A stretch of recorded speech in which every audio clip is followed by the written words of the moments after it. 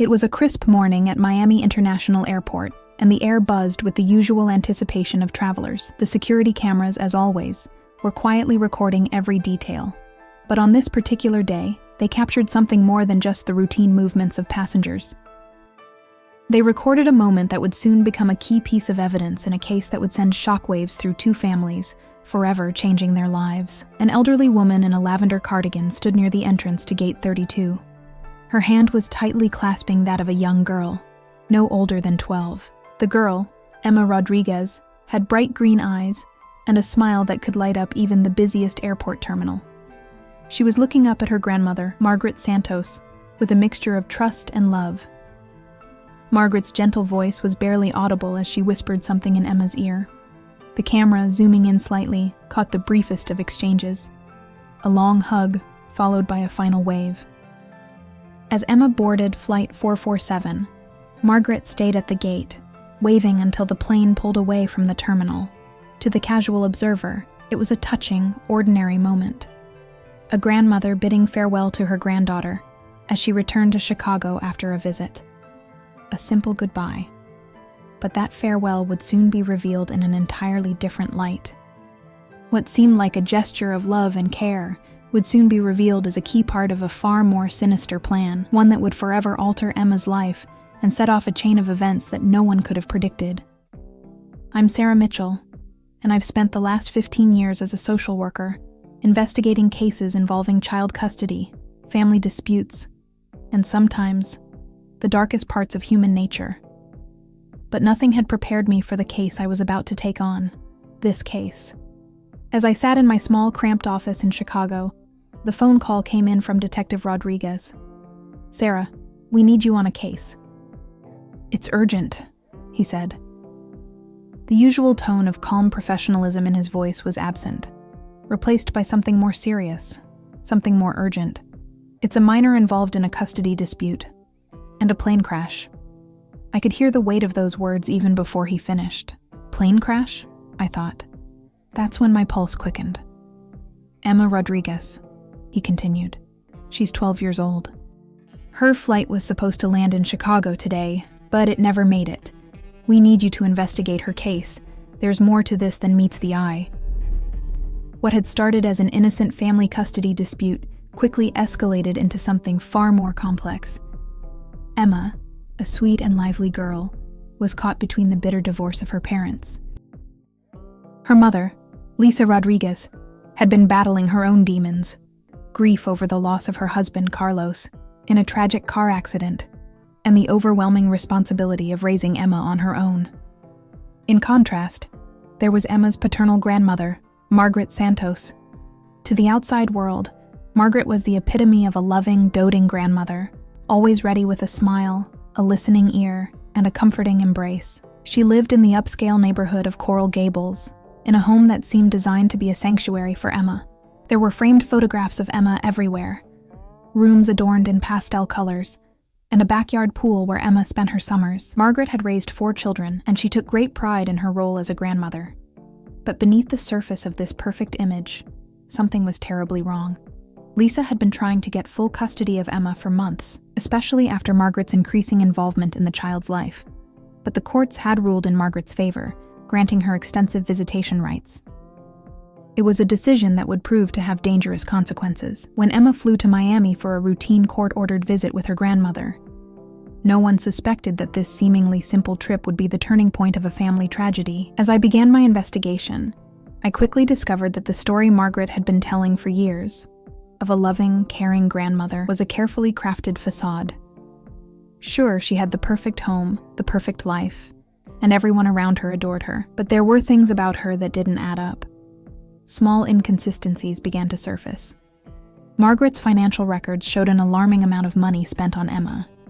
Private schools, extravagant vacations, designer clothes. On the surface, it all seemed generous. But when I looked deeper, I saw that Margaret was living off Social Security, barely scraping by. How was she funding this lavish lifestyle for Emma? And then there were the medical records. Emma had been hospitalized multiple times during her visits to Miami, often with strange ailments, an allergic reaction to shellfish, even though she had eaten shrimp with no issues before. a mysterious stomach illness that disappeared as soon as Emma returned to Chicago. These inconsistencies were the first red flags that something was wrong. Lisa had raised her concerns about her daughter's visits to Margaret for months. "Something's not right," she'd said repeatedly. "Emma comes back different every time. Quiet, nervous. She's afraid to talk." But every time Lisa tried to bring up her concerns in court, Margaret's lawyer had a perfect defense. Character witnesses, neighbors, friends, even Emma's teachers. They all vouched for Margaret's good character, each claiming that the children she had raised, including Carlos, were perfectly adjusted, and that Emma was clearly thriving in her care. The court was sympathetic to Margaret. She was a grieving mother, having lost her son, Carlos, in a tragic accident years earlier. The judge ruled that Emma's best interests were served by maintaining a strong relationship with her paternal grandmother, granting Margaret extensive visitation rights despite Lisa's objections. The ruling sent shockwaves through Lisa. She had fought hard to keep her daughter under her roof, but now the court had effectively handed Emma over to Margaret, whose increasingly controlling behavior was masked behind the veil of love and concern. Lisa felt powerless. She was now legally obligated to send Emma to Miami for court-ordered visits, despite the growing unease in her heart. As I continued to investigate, something darker began to take shape. It wasn't just about a custody dispute. It wasn't just about a grandmother loving her granddaughter. It was about control. It was about manipulation. And, as I would soon discover, it was about something far more sinister. The kidnapping of a child by the very person who was supposed to love and protect her. It was a tragic and painful realization, one that would unfold piece by piece, like a web of lies that had been carefully constructed over the course of years. The loving grandmother who had been so praised by everyone was, in fact, a master manipulator. And Emma?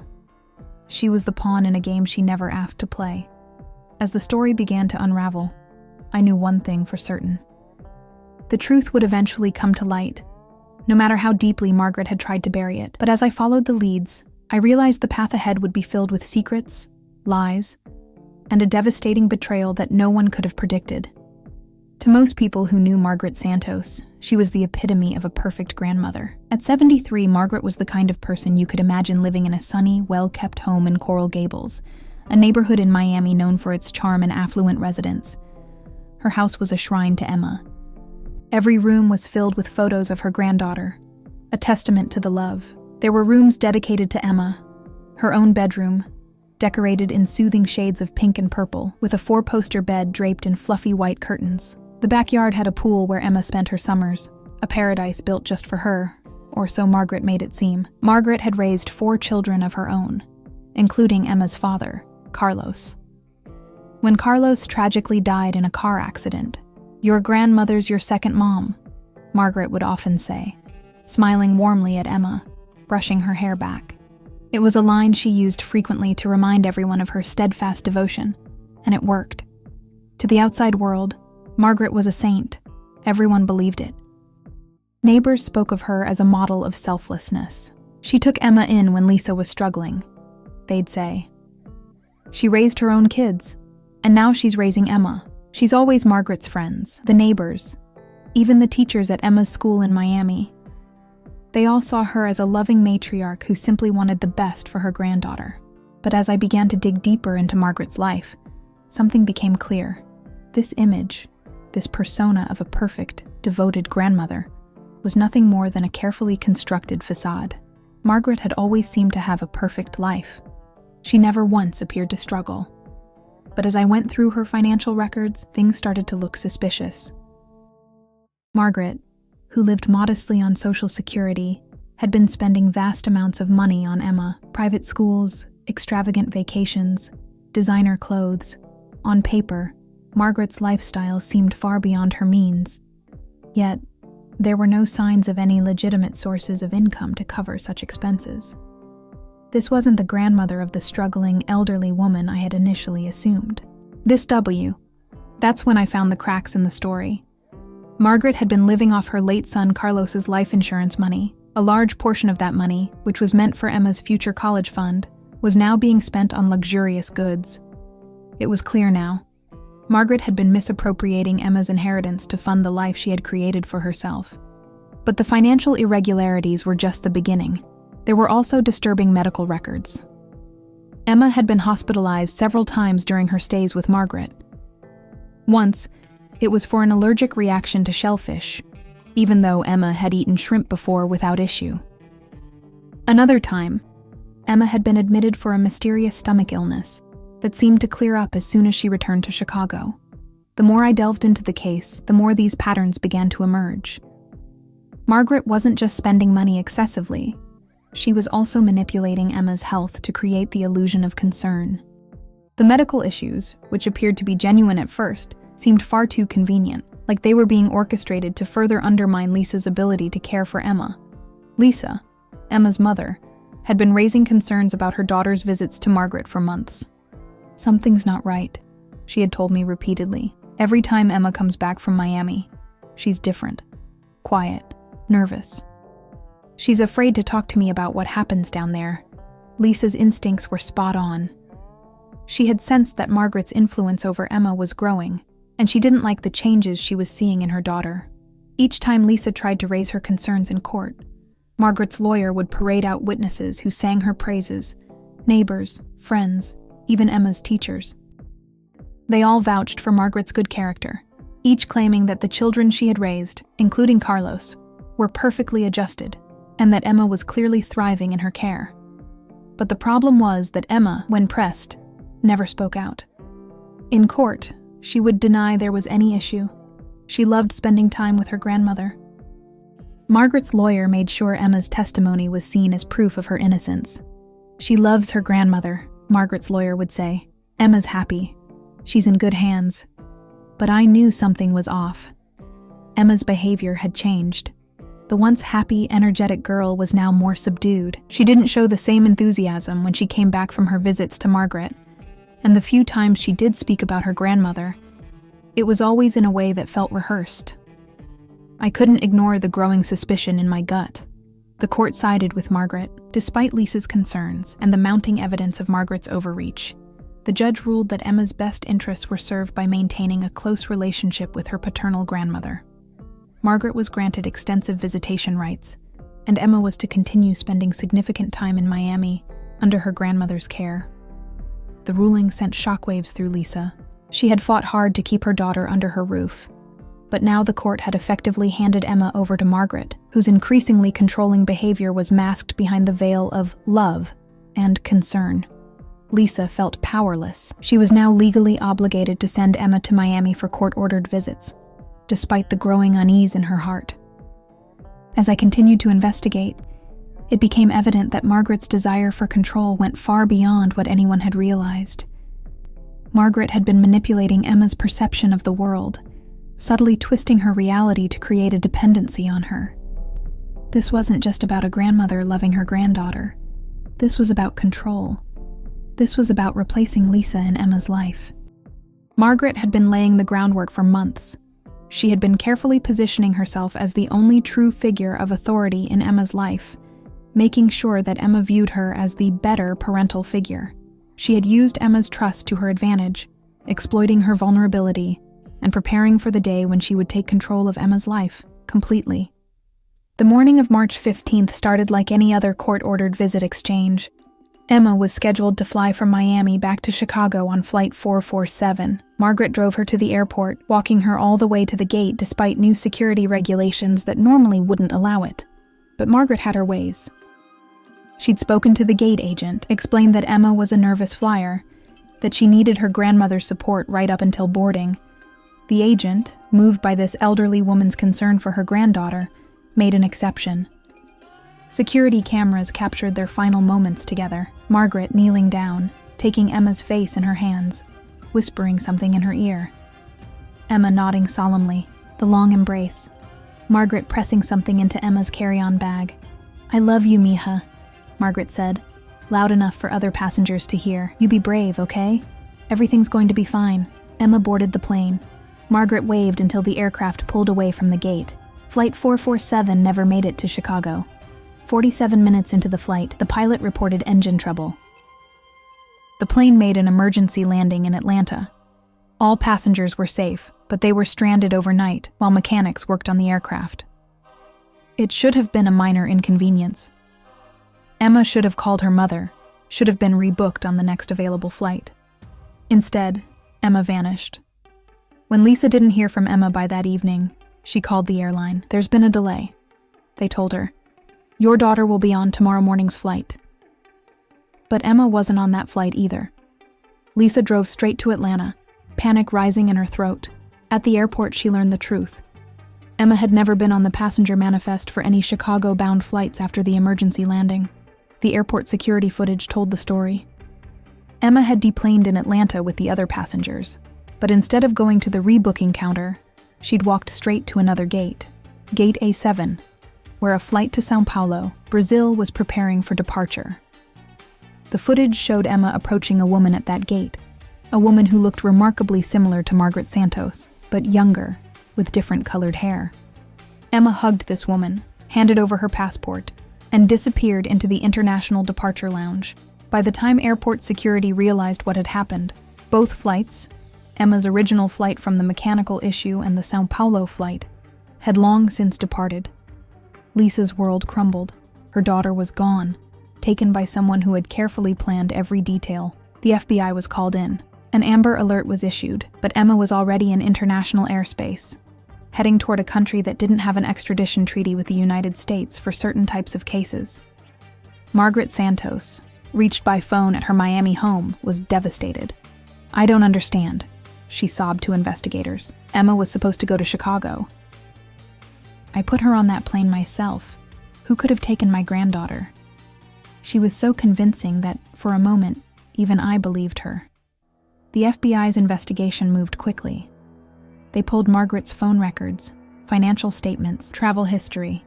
What they found painted a very different picture of the grieving grandmother. Margaret had been planning this for months. She'd opened bank accounts in 3 different names, transferred money to offshore accounts, purchased fake identification documents. The woman who met Emma in Atlanta? Margaret's sister, Rosa, who had been living in Brazil for the past decade. But the most damning evidence came from an unexpected source, the black box from Flight 447. Now, passenger planes don't just record flight data. They also record cockpit conversations and, in some cases, cabin audio during emergencies. When Flight 447 experienced its mechanical issues, the cabin recording system activated automatically. What investigators heard in that recording changed everything. 43 minutes into the flight, Emma's voice could be heard speaking to the flight attendant. "Excuse me, miss? My grandmother told me to give you this if something happened to the plane." Emma handed over a note. The flight attendant's voice. "Honey, what does this say?" "I can't read your grandmother's handwriting." Emma's voice, clear as day. "It says if the plane has any problems, I should get off in Atlanta and look for Aunt Rosa at Gate A7. She has my new ticket to go see my other grandmother in Brazil. Abuela Margaret said it's a surprise for Mama, but I'm not supposed to tell anyone until I get there." The recording continued with the flight attendant asking more questions, Emma providing more details about the plan Margaret had drilled into her. How Rosa would be wearing a red scarf. How Emma should give Rosa her passport and her special bag, the one Margaret had given her at the airport. What broke my heart was hearing Emma's excitement in her voice. She thought she was part of a wonderful surprise for her mother. She had no idea she was being kidnapped. As the investigation expanded, the true nature of Margaret Santos began to emerge. She wasn't just a grieving grandmother moved by love for her granddaughter. She was a woman consumed by control, manipulation, and a dangerous obsession. Margaret's neighbors, when pressed by FBI agents, admitted to strange behaviors they had previously overlooked. Margaret had a tendency to quiz Emma constantly about her life in Chicago, about her mother's activities, her friends, and even about Lisa's work schedule. It wasn't just idle conversation. Margaret would record these conversations on her phone, claiming that she wanted to remember every word Emma said, as if storing away bits of Emma's life like precious keepsakes. But it wasn't innocent reminiscing. It was surveillance. Margaret was building a profile on Lisa and Emma, tracking every detail of their lives. Neighbors recalled Margaret often spying through windows, watching as Lisa came and went from her house, and while they dismissed it as overprotectiveness, They were blind to the deeper, more troubling obsession brewing beneath the surface. A deeper look into Margaret's financial situation uncovered some startling revelations. The lavish lifestyle she provided for Emma was funded by the life insurance money of her late son, Carlos. But what the authorities soon discovered was that Margaret had used fraudulent documents to gain access to Carlos's insurance payout, money that was supposed to be earmarked for Emma's college fund. Instead, Margaret had been using it to live a luxurious life and create the illusion of a perfect, generous grandmother. The most chilling discovery came from Margaret's computer. Hidden files showed that for years, Margaret had been researching international custody laws, specifically those governing child abduction cases, looking for countries where she could gain legal custody of Emma without Lisa's consent. Brazil was high on her list. She had been planning to take Emma to Brazil for months, researching how to obtain legal documents and set up a false identity for Emma and herself. Margaret's obsession with Emma extended to the use of technology. She had installed tracking software on gifts she had given Emma, a tablet, a phone, and even a GPS-enabled watch disguised as a friendship bracelet. She could track Emma's every move when Emma was in Chicago, monitoring her like a prisoner. The justification for these gifts always seemed benign to Emma. They were just thoughtful presents from her beloved grandmother. But behind the scenes, they were tools of control. The manipulation didn't stop at technology. Margaret had been manipulating Emma's health too. The mysterious illnesses Emma had suffered during her stays with Margaret weren't as mysterious as they seemed. Investigators found that Margaret had been administering small doses of medication to Emma, not enough to cause long-term damage, but just enough to create a paper trail of health issues that would serve as ammunition in her battle for Emma's custody. Margaret was planting seeds of doubt about Lisa's ability to care for Emma, pretending to be the concerned grandmother while slowly turning Emma against her mother. In Margaret's mind, her plan was perfect. She had been building a case for years, framing Lisa as an unfit mother, and making Emma feel guilty for even questioning the love and care Margaret was providing. As the pieces fell into place, it became clear that Margaret's primary objective was never to care for Emma. It was to control her, to replace Lisa in Emma's life, and to become the central figure in Emma's world. Margaret was convinced that she knew what was best for Emma, even if it meant keeping Emma away from her own mother. She believed that Lisa wasn't capable of giving Emma the kind of love and care that Margaret could provide.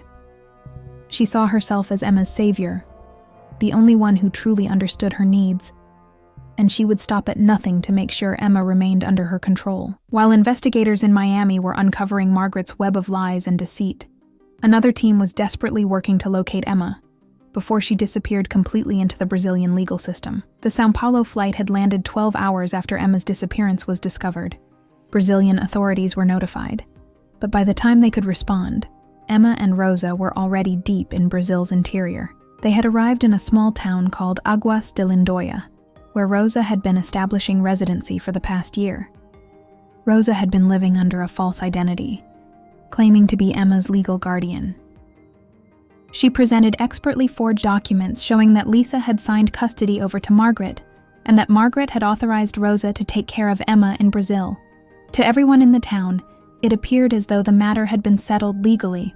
Rosa was living under the guise of being a responsible aunt, and Emma was told that she was there for a surprise vacation, just a fun getaway.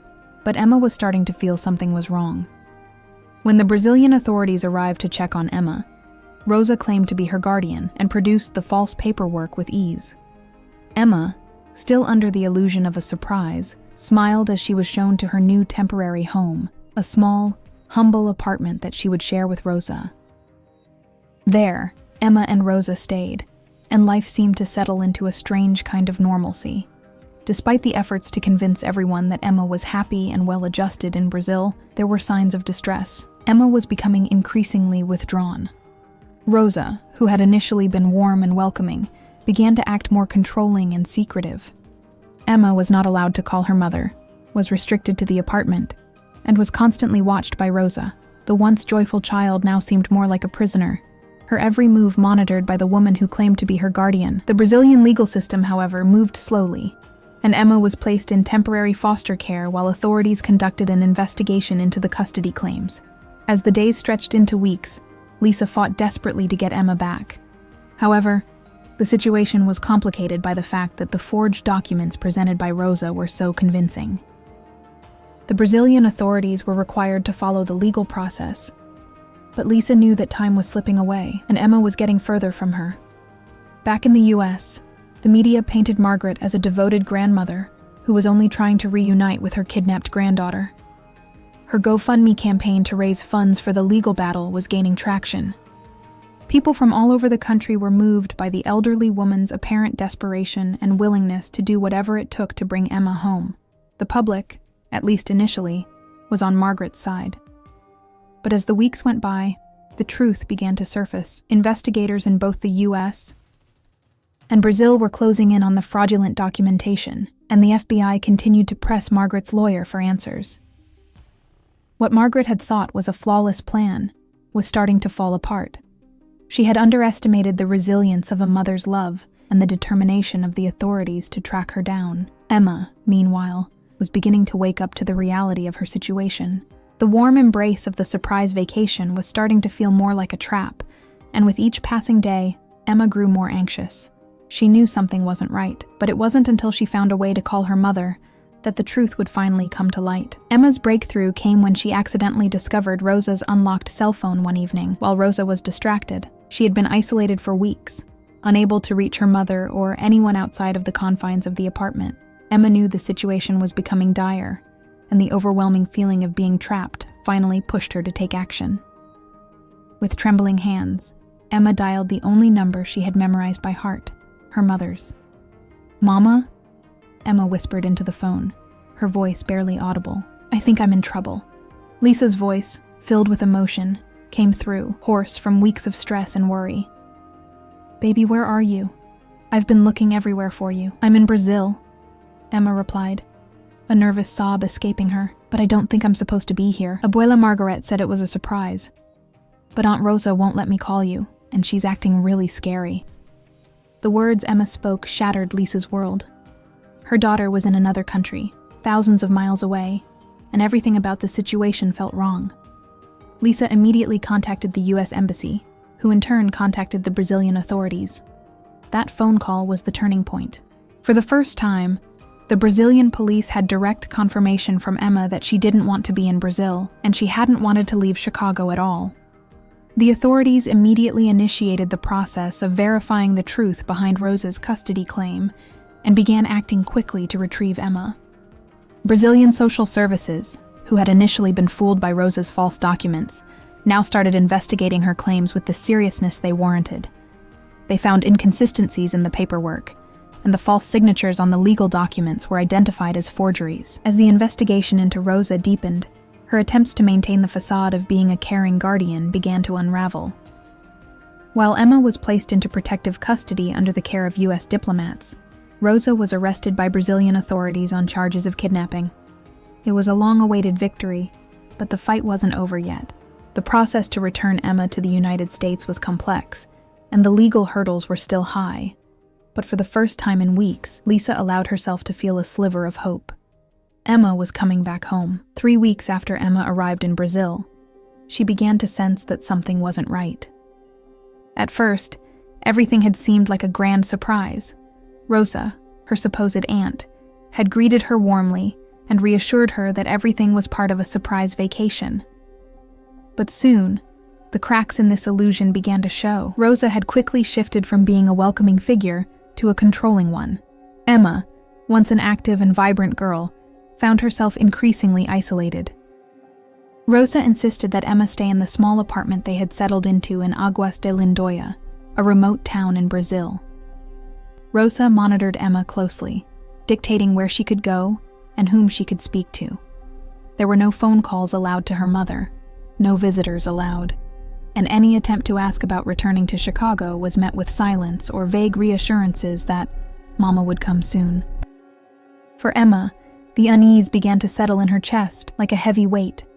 The home that had once felt like a temporary retreat was now a place of confinement. The warm and loving image of the surprise vacation began to unravel, replaced by a suffocating feeling of being trapped. What unsettled Emma the most was Rosa's increasingly erratic behavior. Rosa would become visibly nervous when people knocked on their door or when there was any mention of the outside world. Emma's curiosity led her to overhear whispered conversations late at night. Rosa talking on the phone with someone in hushed tones, usually in a language Emma didn't understand. There were times when Emma caught glimpses of Rosa's face filled with fear, but whenever Emma tried to ask, Rosa would brush her off with a forced smile and a change of subject. But there were moments of clarity. One evening, when Rosa left the room for a moment, Emma stumbled upon Rosa's unlocked cell phone. Curiosity pushed her to search through it, and that's when she found something that shook her to her core. There were photos of her mother, Lisa, from the last few months, stolen from her mother's social media accounts, and notes about Emma's life in Chicago, all taken without her mother's knowledge. It was then that Emma realized she had been part of a plan that had been carefully designed long before she had ever boarded that fateful flight from Miami. She wasn't just on a vacation, she was part of a complex scheme to remove her from her mother's life permanently. That night, after seeing the photos and reading the disturbing notes, Emma made a decision. She was going to call her mother, no matter the consequences. With trembling hands, she dialed the only number she knew by heart, her mother's. "Mama?" Emma whispered softly into the phone, her voice shaky and quiet. "I think I'm in trouble." The moment she spoke, a flood of emotion rushed over Emma.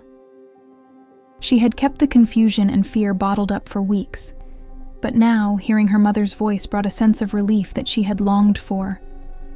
Lisa's voice cracked with worry. "Baby, where are you? I've been looking everywhere for you." "I'm in Brazil," Emma said, barely able to contain her sobs. "But I don't think I'm supposed to be here. Abuela Margaret said it was a surprise, but Aunt Rosa won't let me call you, and she's acting really scary." Emma's words shattered Lisa's heart. The truth was out. Emma was not on vacation, not safe, and definitely not okay. Back in the United States, the investigation was moving forward. With Emma's phone call to Lisa, everything changed. For the first time, the authorities had clear evidence that Emma had been kidnapped and was being held in Brazil. The situation was urgent. Lisa contacted the U.S. Embassy immediately, and Brazilian authorities were notified. Lisa's world had been turned upside down. She had spent weeks in agony, not knowing where her daughter was or what was happening to her. But now, there was hope. A solid lead. The authorities had confirmation directly from Emma that she was being held against her will and wanted to come home. As soon as the Brazilian police were alerted, they began to take immediate action. They visited the small apartment where Emma was being kept, where Rosa had spent the last few weeks convincing everyone that Emma was perfectly fine. The authorities, however, quickly saw through Rosa's facade. The documents she had presented were falsified. The story she had told was full of holes, and the inconsistencies in her claims were glaring. Rosa, in a panic, tried to cover up her lies by presenting false documents again, this time claiming that she was Emma's legal guardian, that Lisa had willingly given her custody. But the police didn't buy it. They immediately began questioning Rosa, pressing her on the forged paperwork and her increasingly suspicious behavior. It wasn't long before Rosa cracked under the pressure. The police already had everything they needed, and as soon as she realized the walls were closing in, Rosa confessed to her role in the kidnapping. She admitted that Margaret had planned everything, that the entire thing had been set in motion months before. With the goal of taking Emma away from her mother and into Brazil, she revealed how Margaret had spent years building a case, setting up fake identities, and researching international custody laws to make Emma legally disappear. As the investigation progressed, more disturbing details came to light. Rosa had been in constant contact with Margaret, who had been pulling strings from afar. Margaret had planned everything meticulously, even sending Rosa to Brazil ahead of time to establish residency and create a believable story for Emma's arrival. The authorities acted quickly. Emma was placed under the protective custody of U.S. diplomats, while the legal process for her return to the United States was set in motion. Rosa was arrested for her role in the kidnapping, and the Brazilian police began investigating the fraudulent documents she had used. Meanwhile, Lisa was overwhelmed with emotion when she learned that Emma was safe. She knew there was still a long road ahead, but her daughter was coming home. Emma's return to the United States took another 2 weeks of legal proceedings, but finally, On a warm Tuesday in April, I was at Chicago O'Hare Airport, watching a mother and daughter reunite after the longest month of their lives. Lisa ran across the terminal the moment Emma emerged from customs. Their embrace lasted 5 full minutes, both of them crying, both of them holding on as if they'd never let go again. Emma had lost weight during her ordeal. She was quieter, more cautious, looking over her shoulder constantly, but she was alive, she was safe, and she was home. The psychological impact of Margaret's manipulation ran deep. Emma blamed herself for not realizing she was being kidnapped, for trusting Margaret, for causing her mother so much pain. "I should have known," Emma told me during one of our counseling sessions. "I should have realized Abuela was lying." "Emma," I said gently, "you were 12 years old. Adults who love us aren't supposed to lie to us or trick us. What happened wasn't your fault." The healing process was long and difficult. Emma had nightmares, anxiety attacks, difficulty trusting new adults. Lisa, meanwhile, battled her own guilt over not fighting harder against Margaret's visitation rights, over not recognizing the warning signs sooner. But slowly, with therapy and support, they began to rebuild their lives. Emma returned to school, cautiously reconnected with friends, started playing soccer again. Lisa took time off work to be present for Emma's recovery, and they began creating new traditions, new memories to replace the trauma. Margaret Santos went to trial 6 months later. The evidence against her was overwhelming. The black box recording, Rosa's testimony, the financial fraud, the forged documents. She was sentenced to 15 years in federal prison for kidnapping and related charges. Even at her sentencing, Margaret showed no remorse. She read a prepared statement claiming she'd been trying to save Emma from an unfit mother, that history would vindicate her actions. Emma didn't attend the sentencing. She was at home, helping her mother plant a garden in their backyard. Something they'd never had time for before, but now seemed like the most important thing in the world. Sitting here today, 9 months after Emma's safe return, I think about all the warning signs we missed, all the red flags that seemed like expressions of love until we knew better. Margaret's excessive generosity wasn't love. It was control. Her constant involvement in Emma's life wasn't grandmotherly devotion. It was obsession. Her criticism of Lisa wasn't protective concern. It was manipulation designed to undermine a mother's confidence and authority. Emma is thriving now.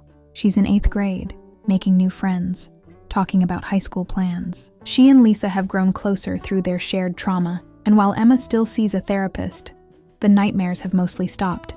The most important lesson from this case is that family dynamics can be more complex and dangerous than they appear on the surface. Love, when twisted by mental illness or narcissism, can become a weapon. Trust, when exploited by those closest to us, can lead to devastating consequences.